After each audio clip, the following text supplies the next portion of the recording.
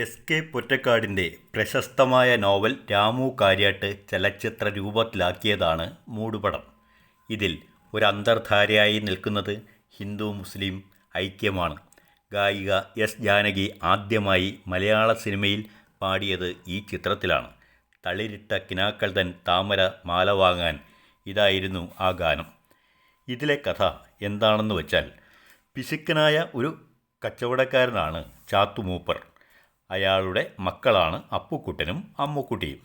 അയൽവാസി കദീസുമ്മ, അവരുടെ മക്കൾ ആലിക്കുട്ടിയും ആമിനയും.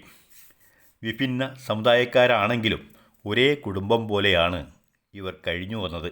ഒന്നിച്ച് കളിച്ചു വളർന്നിരുന്ന ആമിനയും അപ്പുക്കുട്ടനും യുവത്വത്തിലേക്ക് പ്രവേശിച്ചതോടെ പ്രണയബദ്ധരായി. സമുദായം എതിർക്കുമെന്ന ഭയത്താൽ അവർ നിശബ്ദ പ്രണയത്തിലായിരുന്നു. കൊച്ചു കൊച്ചു കച്ചവടങ്ങളാണ് അലിക്കുഞ്ഞ് ഉണ്ടായിരുന്നത്. എന്നാൽ അതിലൊന്നിലും വിജയിക്കാതെ വന്നപ്പോൾ അയാൾ ബോംബെക്ക് പോയി. അവിടെ പായും വിശറിയും വിൽക്കാൻ തുടങ്ങി.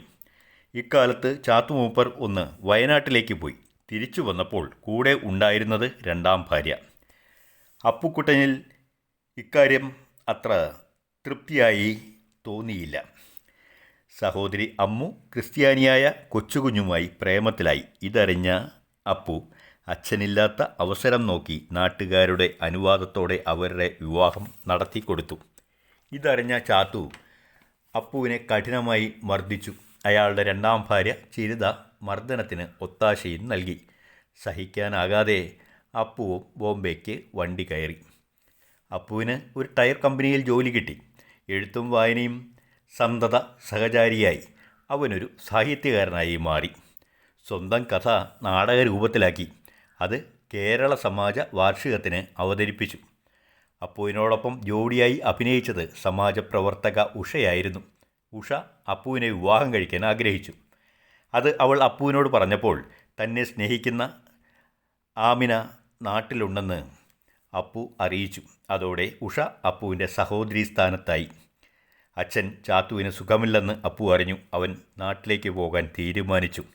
സ്നേഹിതനെ കാണാൻ വന്ന വഴി ബോംബെയിലെ ഹിന്ദു മുസ്ലിം ലഹളയിൽപ്പെട്ട് അലി മരിച്ചു. ആമിനയുടെ ആഗ്രഹമനുസരിച്ച് അലി അവൾക്ക് വാങ്ങാൻ കൊതിച്ച പച്ച തട്ടവും പച്ചക്കൽപ്പതക്കവും അലിയുടെ പേരിൽ അപ്പു അവൾക്ക് സമ്മാനിച്ചു. ആമിനയെ അത്രമേൽ സ്നേഹിച്ചിരുന്ന അപ്പു ആളറിയിക്കാതെ സാമ്പത്തിക സഹായവും അവർക്ക് ചെയ്തിരുന്നു. പട്ടാളത്തിൽ നിന്നും മുടന്തനായി നാട്ടിലെത്തിയ ആളാണ് അഹമ്മദ് കുട്ടി. അഹമ്മദ് കുട്ടി ആമിനയെ വിവാഹം ചെയ്യാൻ തീരുമാനിച്ചപ്പോൾ തൻ്റെ വീടും പുരയിടവും വിറ്റ് അത് അലിക്കുട്ടി തന്നെ ഏൽപ്പിച്ചതാണെന്നും പറഞ്ഞ് അപ്പു കദീസുമ്മയ്ക്ക് നൽകി വിവാഹം സമംഗളമാക്കി നടത്തുന്നു. അങ്ങനെ ഹതഭാഗ്യനായ ആ കാമുകൻ ആത്മസംതൃപ്തി നേടുന്നു. ചന്ദ്രതാരയുടെ ബാനറിൽ നിർമ്മിച്ച ഈ ചിത്രത്തിൻ്റെ തിരക്കഥയും സംഭാഷണവും KT മുഹമ്മദും K പത്മനാഭൻ നായരും ചേർന്നാണ് രചിച്ചത്. Camera A Vincent. TK പരീക്കുട്ടിയാണ് ഈ ചിത്രത്തിൻ്റെ നിർമ്മാതാവ്. ഗാനങ്ങൾ P ഭാസ്കരൻ, സംഗീതം MS ബാബുരാജ്. പാടിയവർ KJ Yesudas, Latha Raju, MS Baburaj, Mehboob, P Leela, S Janaki, Shantha P Nair.